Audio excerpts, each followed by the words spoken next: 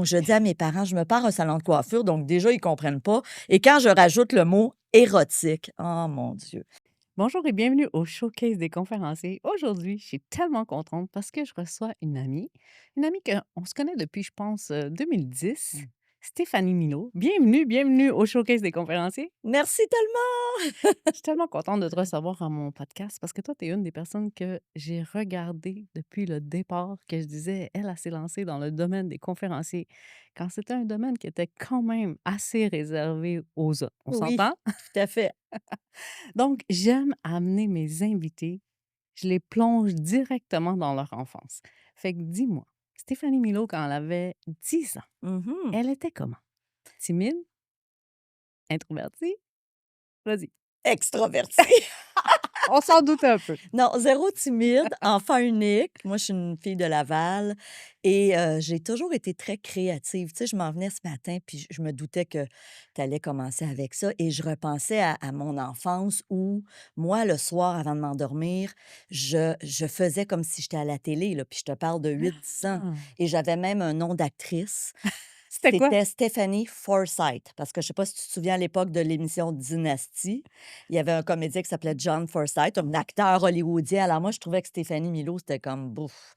Fait que Stephanie Forsythe. Puis là, je me Ouh! faisais interviewer là, dans mes pensées. Fait que oui, j'étais une enfant très créative, enfant unique, mais beaucoup d'amis, super sociable. Moi, encore aujourd'hui, c'est sûr que si on est à l'épicerie en ligne, je me fais amie avec la personne en arrière ou en avant, c'est écrit dans le ciel. Fait que tout le monde te connaît, tu connais tout le monde. Oui, clairement. C'est toi qui allais vers les amis quand tu étais jeune? C'est toi qui Oui, allais oui, oui. puis quand les professeurs arrivaient avec: «On va avoir un exposé oral», toi, tu réagissais comment? Ah, moi, j'avais zéro trouble avec ça. Toi, tu Ah non, étais non, toute non. contente. Oui et puis c'est drôle parce qu'aujourd'hui, j'ai un fils et depuis qu'il est petit, qui vient sur mes scènes, qui me présente. Oui. Il avait 4 ans, j'ai des photos, des vidéos de lui et il y a pas longtemps, il me dit: «Ah là, on a eu un exposé oral». Il dit: «La le professeur, elle a fait passer les gens les plus nerveux en premier. Je dis: «Ah oui?» J'ai dit: «Toi, tu as passé à» il dit: «J'ai passé le dernier, maman».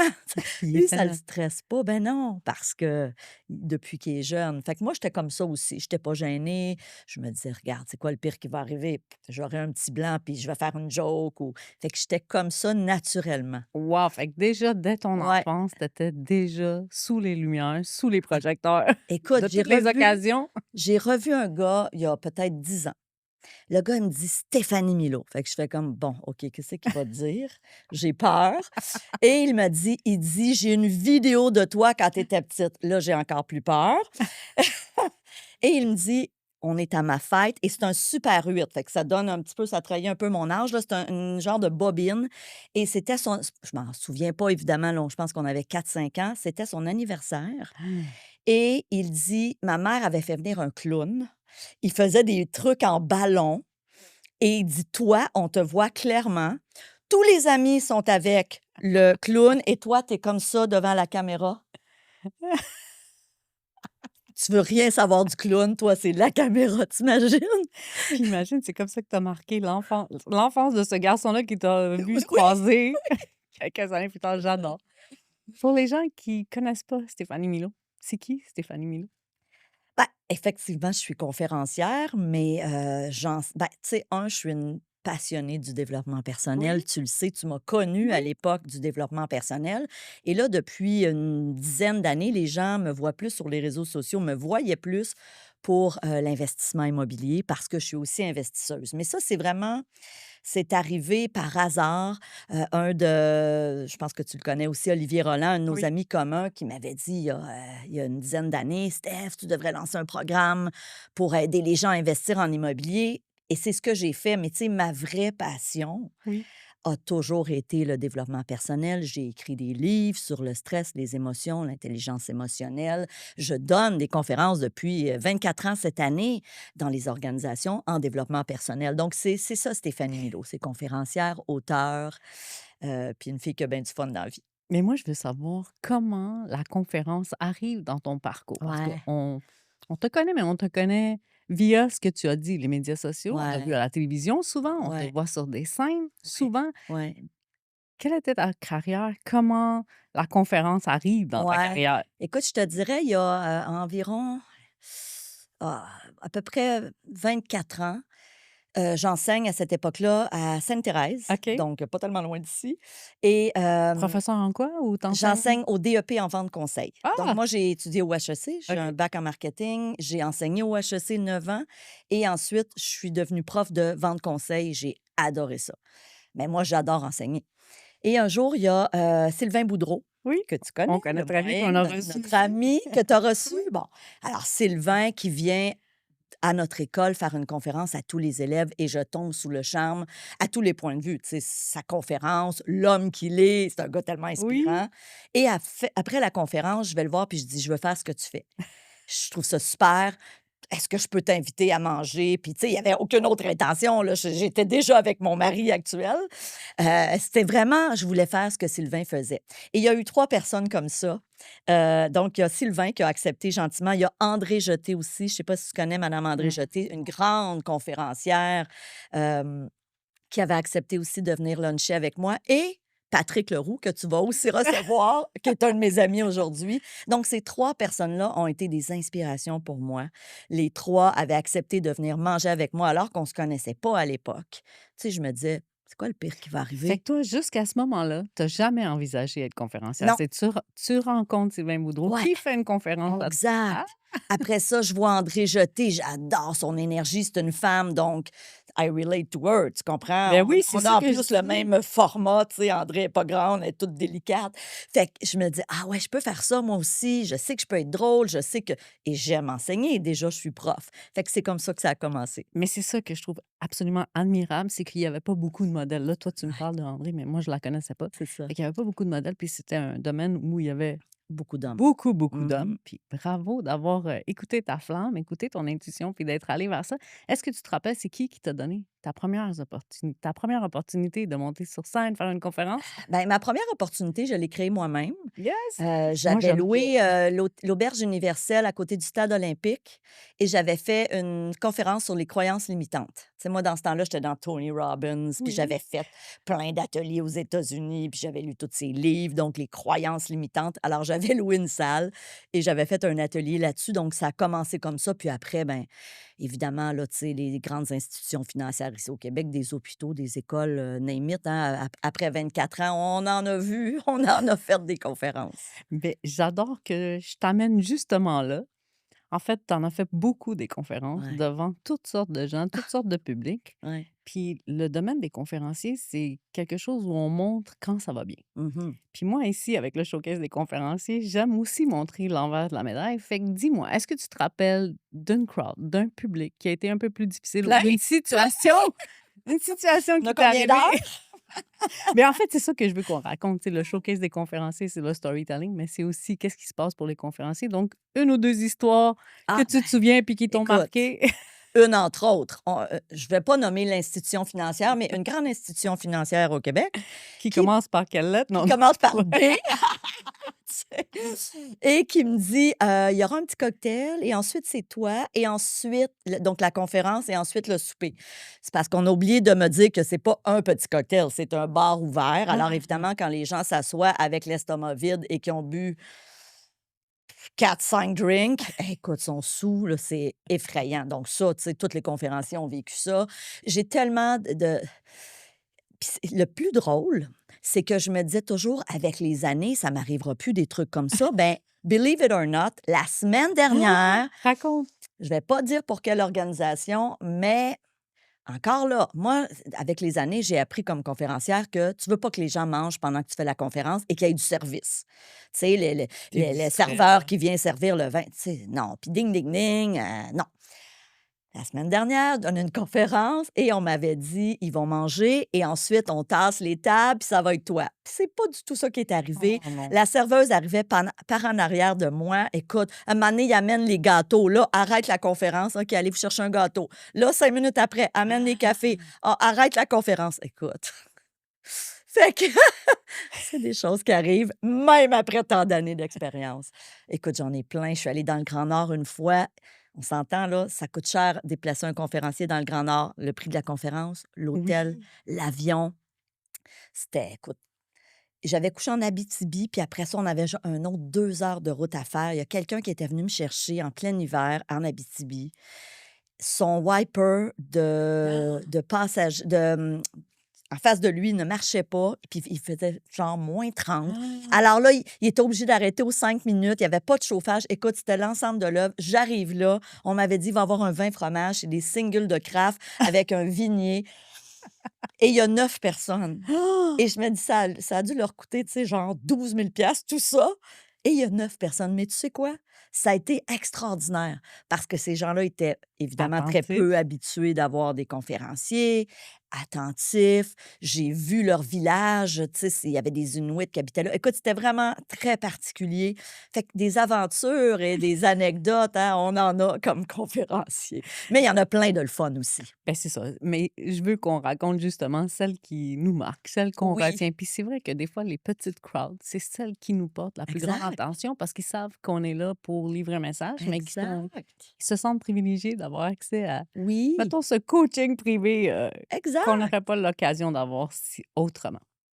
Fait que toi, tu as fait beaucoup, beaucoup, beaucoup, beaucoup, beaucoup de conférences, puis tu es très, très inspirante. J'aimerais ça savoir, est-ce qu'il y a des gens qui t'inspirent? Ah mon Dieu, il y en a plein, il y en a plein, mais tu sais, moi, Cathy, il faut savoir qu'à chaque fois que j'ai un nouvel objectif, je me pose toujours la question, qui a réussi ce que je veux atteindre? Donc, Ouais. c'était pour ça qu'à l'époque, j'avais été voir ces 3 personnes-là qui, selon moi, c'est André Jeté était une sommité, là, on en faisait des conférences dans une année, Sylvain Boudreau, qui à cette époque-là Mhm. était quand même à ses débuts, mais on sait hein, le Oui. succès qu'il a eu. Patrick, la même chose. J'ai fait la même chose quand j'ai voulu devenir auteur. Quand j'ai voulu écrire mon premier livre en 2005, je me suis dit: «OK, comment on écrit ça un livre?» Et là, je me suis dit: «Qui a passé par là?» Et à l'époque, tu te souviens sûrement ben, tu le connais sûrement, Alain Sanson, Oui. qui aujourd'hui, je ne sais pas, il est rendu à combien de livres, mais à l'époque où je l'invitais à dîner, on ne se connaissait pas encore une fois. Je pense qu'il avait écrit 125 livres. Je me disais: «Non, mais attends une minute, là. Toi, tu as écrit 125 livres. Moi, je veux juste en écrire un. Fait que, tu sais, donne-moi une coupe de hint, puis ça devrait bien aller». Donc, il y a plein de gens, en fonction de mon objectif, qui m'ont inspirée. Là, en ce moment, primeur, je suis en train d'écrire Livre. attends, ça va être mon 7 ou huitième. Ça va être mon huitième livre que je suis en train d'écrire et je me suis dit: «Ce livre-là va être vendu à des millions d'exemplaires et va être traduit» au début, je me suis dit: «Il va être traduit en 40 langues». Je ne sais pas où j'avais pris ça et là, il y a 2 semaines, je demande à mon ami ChatGPT, j'ai dit: «Écoute Chat», parce qu'on le sait, hein, au niveau de la loi de l'attraction, on Oui. doit croire en notre objectif. Puis là, ben, j'avais lancé ça de même, mais tu sais, j'y croyais-tu tant que ça? Alors, j'ai demandé à ChatGPT, je dis: «Est-ce qu'au Québec, il y a un ou une auteur en développement personnel très important qui a publié à plusieurs millions d'exemplaires, traduit en plusieurs langues?» Et Lise Bourbeau est sortie. Lise Bourbeau. Lise Bourbeau a traduit en 26 langues, donc c'est pour ça que j'ai réajusté mon objectif, 26 langues, et elle a vendu plus de 8 millions d'exemplaires. Ah! En tout cas, Wow! peut-être là, aujourd'hui, on est rendu à plus. Et je me suis dit, si Lise est capable, Bibi est capable. Fait que c'est quand ton rendez-vous avec elle? Ouais, ben, je pense qu'en plus, elle habite pas loin de chez moi dans les Laurentides, donc à suivre. Mais tout ça pour dire que des modèles, c'est ça, c'est toujours en fonction de ce que je veux atteindre comme objectif. Donc, dans ma vie personnelle, j'ai aussi plein de modèles. Dans ma vie familiale, je vais donner un exemple. Quand mon fils avait 4 ans, un jour, je vais luncher avec une dame et elle me dit qu'elle a 2 ados. C'est des jumeaux, c'est 2 gars, puis ils ont 14 ans. Et elle me dit: «Tu sais, Stéphanie, l'adolescence, c'est tellement pas ce qu'on en dit, c'est extraordinaire». Et moi, je suis comme: «OK, moi, il y a 4 ans, donc j'ai comme 10 ans pour me préparer, mais je veux t'entendre». Donc Ouais. ça en est des modèles, tu sais, c'est des inconnus, mais j'aime apprendre des autres, j'aime apprendre des gens qui ont atteint quelque chose de wow et qui m'inspirent. Donc j'en ai plein, plein de modèles. C'est drôle comme quoi qu'une petite phrase toute simple peut Mmh. nous marquer puis nous Ouais, changer le parcours de notre histoire. Toi, exact. j'imagine que tu avais entendu des choses sur, Ben, tu élever des sais adolescents, ben, pareil comme c'est l'enfer, on ils se sont prépare. fainéants, gna, gna, gna. Ben, moi, j'ai dit: «Je veux pas croire ça, parce que ce que tu crois, crois-moi, tu vas te Oui. l'attirer, tu vas mettre ton focus là-dessus, c'est ce qui va se passer, on est d'accord, hein?» Donc je me disais: «Comment elle a fait?» Puis elle en a 2 en plus, là, des jumeaux. Puis elle dit: «C'est extraordinaire». Ben, moi, tu as quelque chose à m'apprendre, moi qui s'en va là, tu comprends? Oui. Fait que c'est ça. Fait que des modèles, j'en ai plein. Raconte-moi, j'ai vu que tu as posté dernièrement que tu es à l'écriture de Ouais, ton prochain livre, ouais. justement, tu dis ton Publié 8e. en plusieurs millions d'exemplaires, traduit en 26 langues. Je le dis tout le temps, hein? Non, mais Est-ce qu'on peut avoir des insights? On ouais, sait déjà de quoi ça va parler, oui, un peu, mais oui, dis-nous-en, oui. Écoute, parle-nous-en. dans le fond, moi, j'ai racheté les droits de Québécois de tous mes livres. Donc là, j'en ai sorti un récemment sur l'investissement immobilier, mais j'ai racheté tous les droits de mes livres en développement personnel. Donc, j'en avais écrit un en 2005 sur les émotions, ensuite le stress, l'intelligence émotionnelle, le succès. Fait que j'ai repris ces livres-là et je repars de mon premier livre, Émotions quand tu nous tiens, mais avec 20 ans de plus de Ah! connaissances, d'expérience et j'amène ce livre-là parce que en ce moment, Cathy, ce que je trouve, c'est que il y a énormément de stress, d'anxiété. Nos jeunes sont anxieux, puis Oui, je parle pas du mien parce que moi, il est vraiment chill. Je sais pas pourquoi, mais on s'entend, là. On est de plus en plus médicamentés, puis quand je dis «on», je généralise, oui, bien oui, sûr, mais tu sais, il y a jamais eu autant de prescriptions d'antidépresseurs, c'est vrai. d'anxiolytiques, de somnifères. Puis c'est sûr que moi, mon histoire, mon père était et est toujours, parce qu'il a 84 ans aujourd'hui, mais il a toujours été très médicamenté sur les anxiolytiques. Mon père, il faut savoir qu'à 37 ans, il a fait une première crise de panique qui peut arriver à tout le monde. Il y a Oui, peut-être des gens qui nous écoutent aujourd'hui qui ont fait une crise de panique ou qui font de l'anxiété, mais lui, malheureusement, à l'époque, il est allé voir notre médecin de famille, puis, tu sais, on se rapporte à il y a une cinquantaine d'années. Ben, le médecin a pas dit: «Monsieur Milo, méditez, faites du breathing technique, allez jogger, apprenez à gérer votre stress, essayez de vous défaire de votre perfectionnisme». Tu sais, c'est pas ça qu'il a dit. Il a non. dit: «Je vais vous prescrire du Xanax».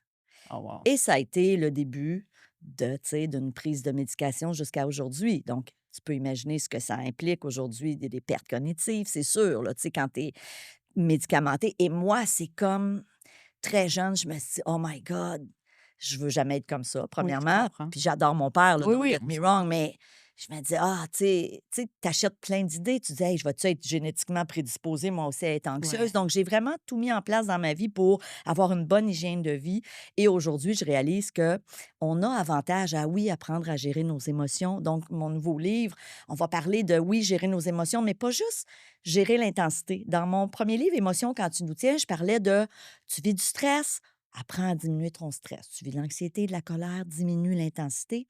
Mais là, on va aller plus loin, on va parler aussi de la durée et de la fréquence. Parce que c'est ça qu'on oublie. C'est beau d'apprendre à gérer l'intensité, mais si ça revient au quotidien et si ça dure dans le temps, ben, on n'est pas plus avancé. Combien de fois tu entends des gens dire: «Hey, moi, il y a 5 ans, je me suis pogné avec ma belle-mère à Noël, puis depuis ce temps-là, j'ai une crotte sur le cœur». Fait 5 ans! Les gens qui restent accrochés à un divorce aussi, là, on entend ça souvent.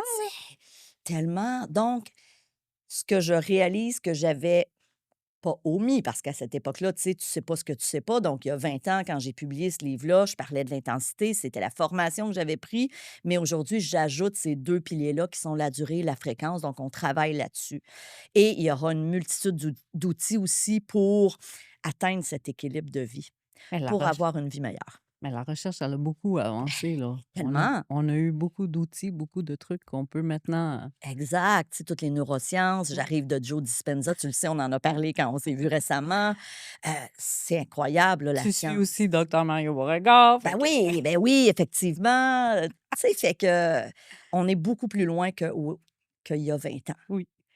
Écoute, au showcase des conférenciers, on parle des conférences, mais on parle aussi du storytelling. Tu en as Mmh. partagé quelques histoires, mais j'aimerais ça que tu m'en partages une qui te suit encore aujourd'hui. Quelque chose qui t'a marqué, peut-être c'est quand tu étais petite, peut-être tes parents, peut-être une grand-mère, un grand-père, quelque chose que tu dis: «Cette histoire-là, encore aujourd'hui, elle me suit».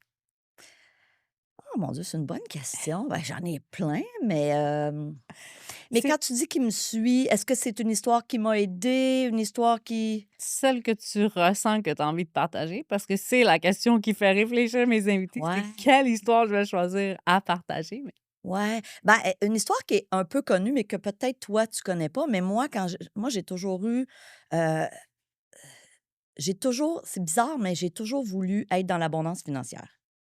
Puis pourtant, je viens d'une famille modeste, tu sais, je dirais pas qu'on était pauvres, mais on était vraiment pas à riches. quel âge ça l'a enclenché ça? C'est-tu, Écoute, 14 ans. 14 ans? 14 ans, moi, je vivais à Vimont, à Laval, ici au Québec Et ma mère disait toujours: «On a la plus petite maison du plus beau secteur». Donc on était dans la Cité de la Santé, qui est un très beau secteur Oui. derrière l'hôpital, mais on avait un petit semi-détaché, très coquet, très bien entretenu. On avait le plus beau gazon vert de la rue. Mais toutes mes amies étaient dans l'abondance financière. Leurs parents avaient de l'argent, il y avait des belles voitures, des piscines creusées. Nous, on avait une piscine hors terre, tu sais? Puis j'ai pas souffert de ça, Mmh. mais je voyais qu'il y avait autre chose et je sais pas pourquoi, je peux pas l'expliquer. Moi, je me dis: «Un jour, ça va être ça plus tard». Fait que, si bien que la vie et j'avais de l'entrepreneuriat à Oui, l'intérieur de oui, moi. oui. J'ai toujours été entrepreneur. J'ai eu des petites business, tu sais, genre le stand de limonade au bout du parking de chez mon père. Bon, tu sais, tout Mais tes parents, est-ce qu'ils étaient pas entrepreneurs? à toutes! Mais d'où t'as pris Je sais pas! l'inspiration de Je donner sais puis même l'abondance, est-ce que tu as vu quelqu'un attirer, non. manifester, puis tu t'es dit: «J'aimerais ça» Ben, j'adore mais comme ça. je te dis, je voyais mes amis qui avaient des Oui, je vies comprends. plus, abondantes au niveau financier, là, Oui, parce que, oui. tu sais, toutes mes amies auraient voulu avoir mes parents. Oh wow! Parce que, tu sais, j'ai des parents extraordinaires qui m'ont aimée, qui m'ont donné énormément de confiance. Tu sais, j'étais toujours la plus belle, la plus fine, la plus toute à leurs J'adore. yeux. Fait que ça, c'est la plus belle richesse, là. Je préférais 100 fois Oui, ça à une piscine creusée puis oui. l'auto de luxe à cette époque-là, tu comprends? Puis encore aujourd'hui. Ceci dit, jeune, je tombe dans des livres comme Napoléon Hill, Tony Robbins, Réfléchissez et devenez riche. Et là, je suis comme, OK, avec mon subconscient, je peux devenir riche. On aime ça, on aime ça. Fait que je rentre au HEC à cette époque-là, en marketing, et il y a un prof, je me rappellerai toute ma vie, qui dit: «Si vous voulez être indépendant financièrement un jour, vous avez 2 opportunités. Soit vous investissez en immobilier ou vous partez en affaires». Ben moi, à cette époque-là, j'ai fait les 2. Fait que j'avais 22 ans, j'ai acheté mon premier triplex et j'ai parti un commerce qui était un salon de coiffure à Laval, érotique. Wow! Wow! C'est ça. Quand j'ai dit ça à mes parents, j'ai dit: «Maman, papa, je me pars en affaires». Et là, tu sais, je joue au HEC, ils sont tout fiers. «Ah, notre fille se part en affaires! Wow!» Alors, je me pars un salon de coiffure. Fait que déjà qu'ils trouvent ça bizarre et Tu là, avais jamais coiffé personne? Tu avais mais jamais non, coupé mais des non, cheveux? mais non. J'avais été sur la rue Érotique? Beaubien, j'avais vu ça dans le Journal de Montréal. Je m'en vais sur la rue Beaubien parce que je vois ça, salon de coiffeuse sexy. Je me déplace, j'arrive là un mardi après-midi, il y a la foule, il y a un line-up, je suis comme: Ah! «Qu'est-ce que c'est ça?» Alors moi, je vois l'opportunité de Oui, c'est business ça. et je décide que j'ouvre ça. Donc je dis à mes parents: «Je me pars un salon de coiffure», donc déjà, ils comprennent pas et quand je rajoute le mot érotique, oh mon Dieu! Mais tu sais, mon idée était faite, mon local était loué. Ça a duré 5 ans, puis ça a été, un très, très beau succès. J'ai eu beaucoup de plaisir, j'ai fait beaucoup de sous. Mais quand est-ce que tes parents ils ont-tu accepté? Ben, il Quand y ils avait ont pas vu le que ça choix, tu sais, j'ai fonctionnait? 22 ans, mon Oui, local est voilà. loué. Je veux dire, ils ont Bah, fait comme tu sais, ils ont comme digéré mal, mais c'était ça, là. Fait que moi, j'allais au HEC de soir, puis je gérais mon commerce de jour. Ça a été un gros succès, ouais. ça a super bien été. Mais là, on se rapporte, là, de ça, il y a, écoute, j'avais 22 ans, fait que ça fait plus de 30 ans.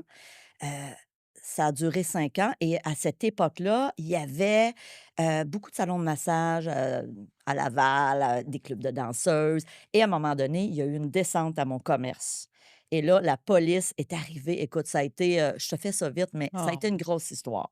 On a fait la première page du Journal de Montréal. Mon père a toujours dit: «Il y avait pas grand nouvelle dans l'actualité pour que tu fasses la première page du Journal de Montréal», mais ça a été ça. Fait que ça a été une grosse coupure. J'espère que vous appréciez cet épisode qui est rempli de pépites. Si vous trouvez que ça vous fait réfléchir, que ça vous fait vivre des émotions, que ça vous fait rire, que c'est différent que ce qui est présenté ailleurs, je vous invite à me laisser un petit review, un commentaire positif. Puis si vous avez envie de me faire un like et un partage, je vous dis que ça peut avoir un grand impact. Toi, tu Et réagis comment quand ça arrive? Parce ouais, qu'on s'entend que moi 22-27 ans, c'est ouais, un choc j'avais d'une vie, 27, là. exact, ouais, j'avais 27. Ben, moi, je me rappellerai toujours, les policiers m'avaient dit «Là, on t'avertit», c'était sur le boulevard de Laurentides, ça, à Laval, qui est un gros boulevard, là, pour les gens qui connaissent pas, mais tu sais, c'était une rue très passante et les policiers m'avaient dit: «Là, on va sortir. Est-ce que tu veux cacher ton visage parce qu'on t'avise, il y a beaucoup de policiers». Il y a beaucoup de journalistes. Ah, wow. Bon, fouille-moi comment les journalistes avaient su, mais il y avait beaucoup de journalistes. Puis moi, là, écoute, j'étais insultée, là. C'est J'ai sûr. dit: «C'est sûr que je me cache pas la face». Fait que tu me vois sur le journal avec un petit sourire narquois, tu sais, c'est Bon, J'ai rien moi, caché, non. j'ai rien fait de mal. Ben C'est oui, ça? mais c'était ça. C'était ça que je trouvais fâchant. Bref, j'ai fermé mon commerce parce qu'à un moment donné, là, tu t'embarques dans des Ouais, c'est sûr. problèmes, tu sais, à l'époque, il y avait des motards qui prenaient de la protection. Tu sais, c'était comme l'ensemble de l'œuvre. Puis, tu sais, moi, j'étais étudiante au HEC. Moi, j'avais juste une business qui me rapportait des sous, Ah, puis c'était voilà. bien le fun. Puis, fait que ferme le commerce. Mais ce que j'ai trouvé le plus difficile, puis qui m'a marqué, mais tu vas voir où je m'en viens avec ça, c'est que quand j'ai commencé à enseigner, parce que là, évidemment, tout ça s'arrête. Je me dis: «Qu'est-ce que je vais faire?» Et c'est là que, bon, mon bac est fini, au HEC. Je décide d'aller étudier à l'université de Sherbrooke pour faire ma pédagogie parce que je me dis: «Je veux enseigner» et c'est là que je me trouve une job comme professeur pour le DEP. Fait que toi, cette situation-là, est-ce que ça t'arrête momentanément? Pas Est-ce que tant, tu non. ah non, ça te donne de fuel Ben, pour aller écoute, je foncer, me rappelle encore à l'époque, il y avait les revues Allo Police et Photo Police. Je sais pas si ça existe encore aujourd'hui, mais tu sais, c'était des revues, c'est ça, ça répertoriait les petits crimes, là. Et nous, ben, avec les années, on avait fait des reportages sur le commerce, puis moi, j'étais bien contente, ça ben nous faisait voilà, ça faisait de la connaître. publicité. Oui, mais là, le jour où ça arrive, Là, ils te on font veut pas aussi ça. de la publicité, hein, parlez-en bien, parlez-en mal. Et je me souviens que quand il y a eu cette histoire-là, les journalistes étaient revenus m'interviewer après et la dernière phrase dans l'article, je dis: «Je sais pas pourquoi tout ça arrive, mais je sais qu'il y a une bonne raison». Ah, Fait que, c'est tu sais, déjà à 27 ans, j'avais cette façon de voir la vie, de dire: «OK, il faut voir le verre à moitié plein, puis il y a sûrement de bonnes choses». Mais tu sais, ce que je dis pas, c'est que la dernière année, j'avais plus de plaisir. Je me réalisais plus. Je voulais faire autre chose, mais je faisais beaucoup d'argent. Fait que ah, c'était une genre de prison dorée. Et aujourd'hui, avec ce que je sais que j'ai attiré ça. La vie, tu sais, moi, j'aurais pas fermé délibérément mon commerce. Alors, la vie s'est chargée de dire: «Tu plus de fun? Tu plus dans l'appréciation? On va t'arranger ça, ma grande». oh, C'est ce qui est arrivé. Alors, tu sais, parce qu'il y avait aucune raison, là, qu'il y ait une descente policière. Fait que tout ça pour dire que je suis allée, faire ma pédagogie, je me suis trouvé un emploi, mais ce qui a été difficile, c'est que c'est revenu souvent dans l'actualité. Donc c'est revenu quand je suis devenue prof, il y a une journaliste, qui est venue, qui a ressorti ça dans le journal, ah. la professeure de vente. Fait que là, j'avais été suspendue une semaine, ils ont analysé mon dossier à la commission scolaire pour finalement dire: «OK, c'est correct». Après ça, quand j'ai commencé à faire de la télé, écoute, ça fait 1 an que je fais Denis Lévesque sur une base vraiment régulière et à un moment donné, ça ressort, ça, cette histoire-là. C'est Et à là, ch le grand patron de TVA, monsieur Fortin à l'époque, qui me fait venir dans son bureau et qui est vraiment sérieux, qui me dit: «Là, est-ce que tu as encore un commerce comme ça? Est-ce qu'il y a des choses que tu nous dis pas?» Je suis comme: «Non!» Tu sais? Fait qu'il y a eu c'est revenu souvent. Donc, tu sais, je peux vous dire, je n'irai jamais en politique parce que c'est sûr que ça va c'est revenir. sûr que ça va revenir. Mais là, j'en ai parlé tellement souvent, tu sais, j'en ai parlé dans mes livres, mais ça a été il y a eu beaucoup de, je sentais de l'injustice Ah, je dans comprends. ces fois-là. Pas le jour de la descente, parce que le jour de la descente, je me dis: «Hey, c'est toi, Stéphanie, qui a décidé d'avoir un commerce comme ça, c'est un peu olé olé». Tu sais, j'assumais. Tu assumais Mais ta quand part. ça revient, quand tu dis: «OK, je refais ma vie, je change de trajectoire» et que là, on te ramène constamment ça, tu sais, puis c'est mal intentionné, là, tu Oui, c'est sais. mal intentionné. Il y a Heu, personne qui a une bonne intention en faisant ça, là. ouais, c'est ça, tu sais, fait que ça a été une histoire, oui, que Mais j'aime que tu vas au-devant de parce que c'est vrai que ça peut toujours revenir. Avec des étudiants, t'avais-tu peur que ça revienne? Tu sais, on dirait que tu es plus préparée, mais on non, savait que là, c'est revenu quand j'étais prof, mais tu imagines-tu quand on me suspend une semaine pour analyser mon ben, c'est dossier? sûr. Et que là, je dois retourner dans ma classe après et que là, il y a des journalistes qui sont allés demander à mes élèves: Est-ce qu'elle s'est essayée sur vous?» T'imagines-tu? Ah! C'est comme, tu pas sérieux, là? Franchement, tu sais? Surtout que tu essaies de rebâtir ta vie, que tu essaies de te refaire un Mais nouveau mais nom, une n'importe nouvelle quoi, là, tu oh, sais, on cherche des à l'époque, c'était pas des clics, mais on cherche à faire de la sensation et le pire, c'est que quand on me réembauche après une semaine, tu sais, quand on fait cet article-là, évidemment, c'est une page complète dans le Journal de Montréal et quand on me réembauche, la semaine après, pas qu'on me réembauche, mais qu'on me réintègre, c'est 3 lignes à la page 52. que ça paraît même pas, là, qu'ils veulent même pas qu'on le voit, là. Tu comprends? Donc, c'est ça. Fait qu'aujourd'hui, ce que ça fait, c'est que je suis souvent plus intolérante par rapport à des histoires comme ça, tu sais, je me rappellerai toujours, puis les gens vont s'en souvenir quand, le commandant Piché, Oui, avec qui d'ailleurs, on a coécrit un collectif ensemble, plusieurs auteurs, OK, mais commandant Piché, quand il a sauvé, je pense que c'était 200 quelques personnes à OK. l'époque, là, il avait atterri Oui, un oui, avion aux l'avion de Açores, oui, c'est ça. mais je sais pas si tu te souviens, je pense que c'est le lendemain ou le surlendemain, le Journal de Montréal qui titre: «Ah ouais, mais il a aussi été inculpé il y a 10 ou 15 ans Oh, pour avoir transporté de la cocaïne» ou je sais pas trop. T'as pas d'idée. ah, c'est Moi, sûr, je me là. disais: «Quelle injustice!» Tu sais, le gars vient de sauver 200 personnes et toi, tu ressors une histoire d'il y a 15 ans. Non, mais sérieux, tu comprends? Fait que ça, puis peut-être tu t'en rappelles même pas de ça, mais moi, ces histoires-là, ça me marque. Moi, je suis tellement la fille qui est: «OK, on a le droit à une deuxième chance». Toutes les années où j'ai travaillé sur le show de Denis Lévesque et qu'on avait des fois des sujets comme ça, j'étais comme: «Oui, on a le droit à une deuxième chance dans la vie, voyons donc», tu sais? Oh wow! Fait que c'est ça. Fait que ça a été marquant. Ça arrive comment, là, travailler sur le show de Denis Lévesque? Parce que là, on entend tes conférencières, tu es Ouais. professeure. Comment tu es arrivée à la télé? Eh bien, écoute, circonstance. 2004, je reçois un appel d'une dame qui s'appelle Annie de Tonneau. Annie Tonneau. Elle travaille pour les éditions, Logique à l'époque de Québécois et elle me dit c'est une Française très exubérante, une chic femme et elle me dit: «Madame Milot, j'ai vu votre atelier sur les croyances limitantes. Faudrait que vous écriviez un livre». Ça, c'est 2004. Moi, je suis comme: «Hein? Non». Tu sais, merci, mais non merci. Moi, je sais pas à l'époque, j'étais un peu naïve, je sais pas que c'est dur de se faire éditer, que fait que ça reste comme ça, je dis non. Et l'année suivante, elle me rappelle, mais là, j'ai eu le temps de m'informer entre-temps que, tu sais, quand un éditeur t'approche, ce qui est Tu vraiment rare, sautes sur tu l'occasion? sautes dessus. Tu sais pas écrire, tu vas t'arranger. Fait que 2005, elle me recontacte et je dis OK. Puis ça, c'est comme ça que ça a commencé. Donc, Émotion quand tu nous tiens a été publié fin 2005. Et là, ça m'a amené à Deux filles le matin. Salut, bonjour. Et à un moment donné, dans les couloirs de TVA, je croise Bruno Genet, qui était le recherchiste de Denis Lévesque, puis ça a cliqué. Puis là, ça m'a amené à faire plein de commentaires dans l'actualité, autant à LCN à l'époque, à TQS dans le Tu temps. touchais à tous les sujets. Tu parlais pas juste de développement personnel, tu parlais des actualités, c'est Je ça? parlais des actualités. Fait que, tu sais, puis des fois, c'était pas sérieux, là, tu sais. Dans le sens que ce que je veux dire, c'est que c'était pas toujours. Tu sais, j'ai travaillé sur l'émission Love Story.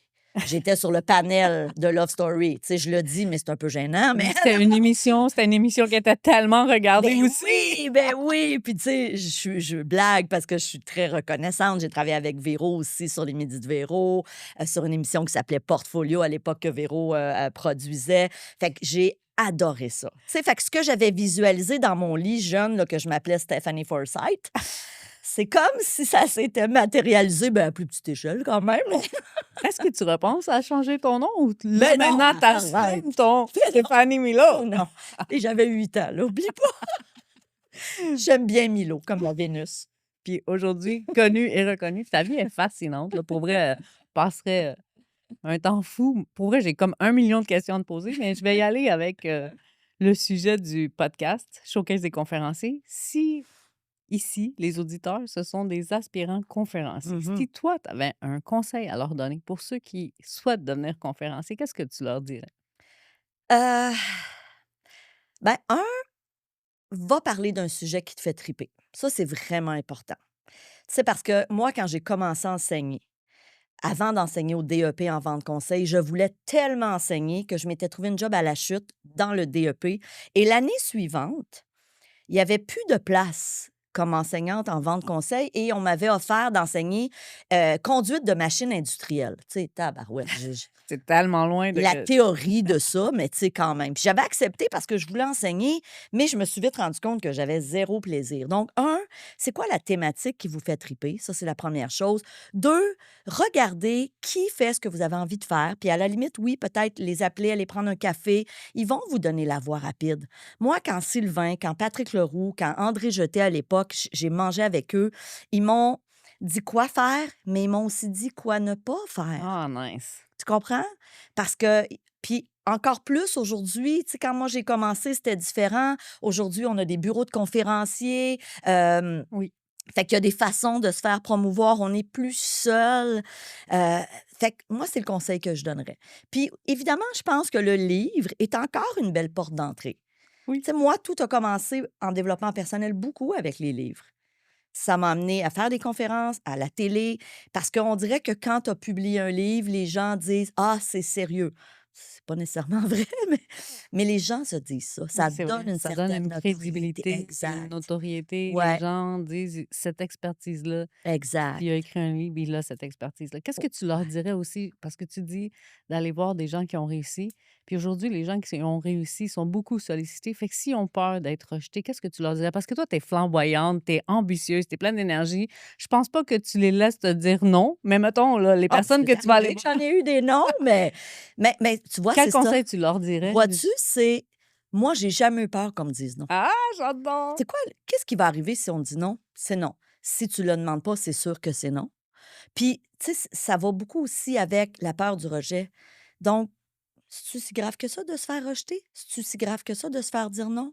Puis Je veux quand dire, tu t'es c'est ça fait la di vie. quand tu t'es fait dire non, est-ce que tu as insisté un peu? Parce que des fois, c'est juste le premier non. Parce que si on insiste un peu, des fois, c'est le deuxième puis le Oui, troisième, on y mais tu sais, arrive. moi, j'ai été aussi dans la vente, là. Ce que je raconte pas, c'est qu'après, avant d'avoir mon salon de coiffure et même quand je suis rentrée au HEC, j'étais représentante.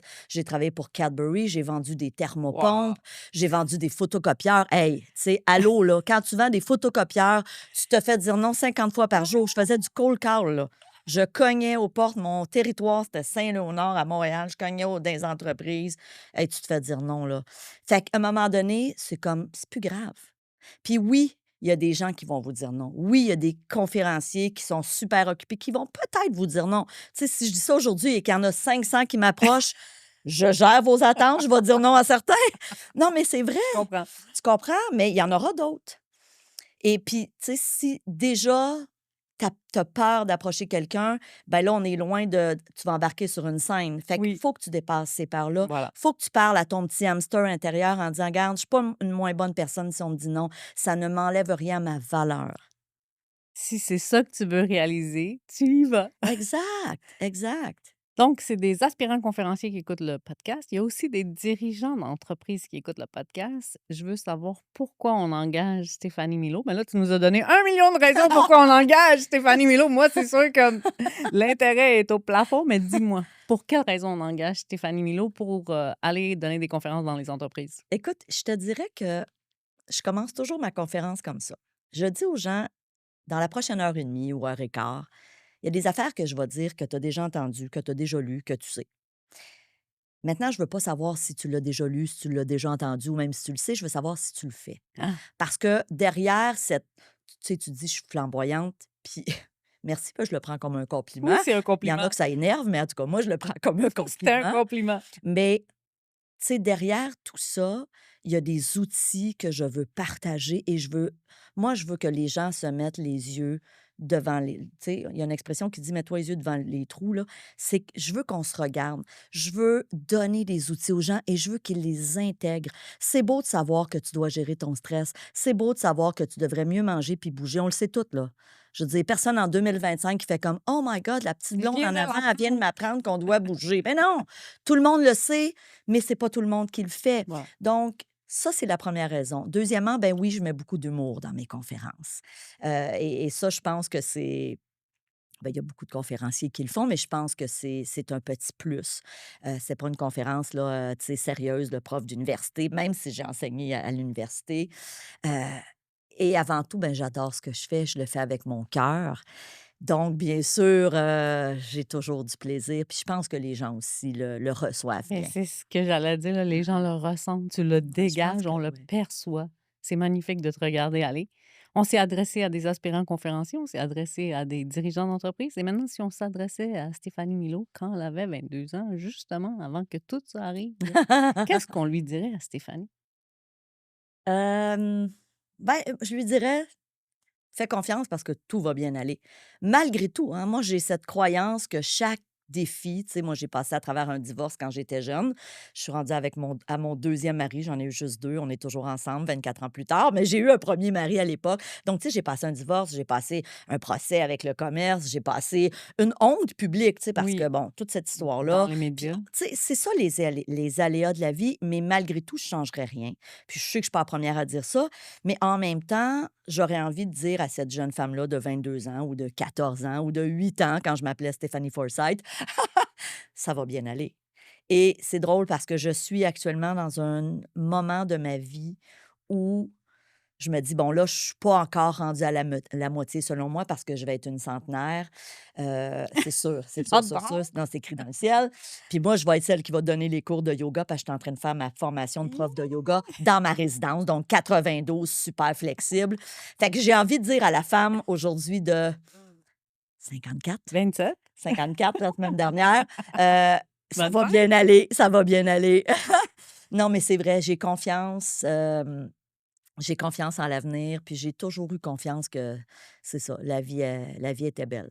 J'aime que le conseil que tu donnes, c'est «ça va bien aller», mais que Ouais. déjà à cette époque-là, tu le croyais profondément. Ouais, Je pense qu'aujourd'hui, tu le crois à 200, ouais, puis à cette époque-là, tu le croyais peut-être à 90. exact, ouais, Fait qu'aujourd'hui, tu as oui. juste avec Puis j'élève l'expérience mon fils aussi comme ça. wow, Tu sais, on rayonne, hein, sur les gens proches de nous. oui.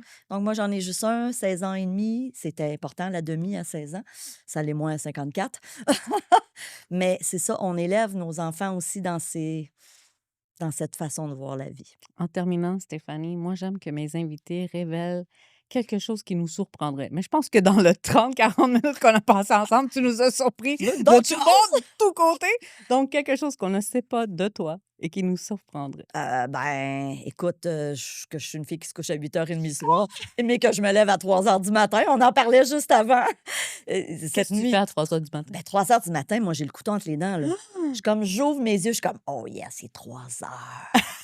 J'ai la vie devant moi». Alors là, ben, souvent, c'est ça, moi, je passe au moins 2 heures par jour dans mon spa. J'écoute, des vidéos inspirantes, des audios. Moi, je suis une adepte de Abraham Hicks, que tu Oui, que je connais. Je suis connais allée en très bien. croisière avec Esther Hicks. Donc j'écoute ça, j'écoute de la musique inspirante, je danse tout seul autour de mon spa, dans ma forêt. Là, tu vois, aujourd'hui, parce que je venais ici, j'ai envoyé plein d'emails à mon équipe à genre 4 heures du matin. Ben, tu sais, heureusement, ils dorment, là. Fait que quand ils ouvrent leur boîte email à 9 heures, ils sont comme: «Oh mon Dieu, OK, Steph est en feu».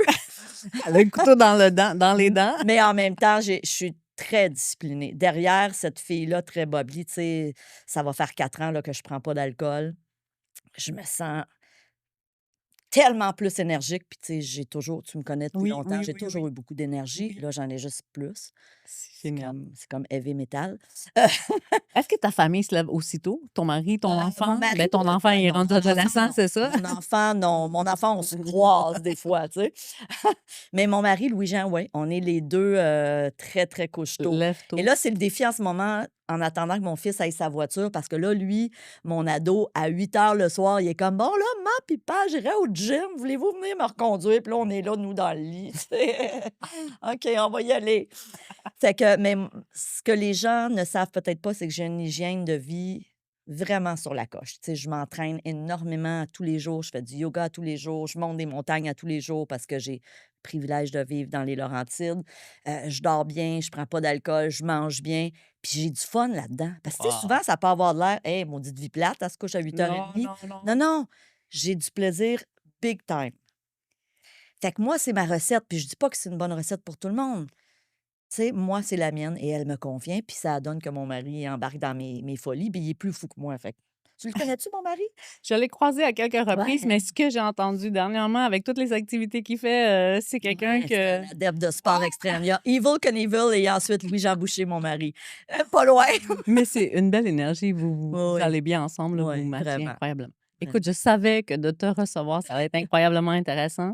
Merci. C'est au-delà de mes attentes. Merci parce que toi aussi, tu es inspirante. Vraiment, depuis le temps qu'on se connaît, le chemin que tu as parcouru, t'es extraordinaire, ma belle. Puis merci Wow!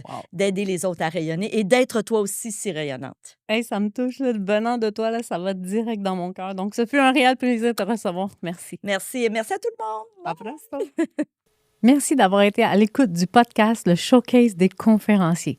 Si vous sentez que vous aussi, vous avez un message à partager, si vous sentez que vous aussi, vous voulez impacter les gens, si ce n'est pas encore fait, je vous invite à vous abonner et à me suivre sur les réseaux sociaux, à m'envoyer un DM avec le mot ovation et vous allez voir que c'est votre accès le plus direct à une scène, votre accès le plus direct à une standing ovation.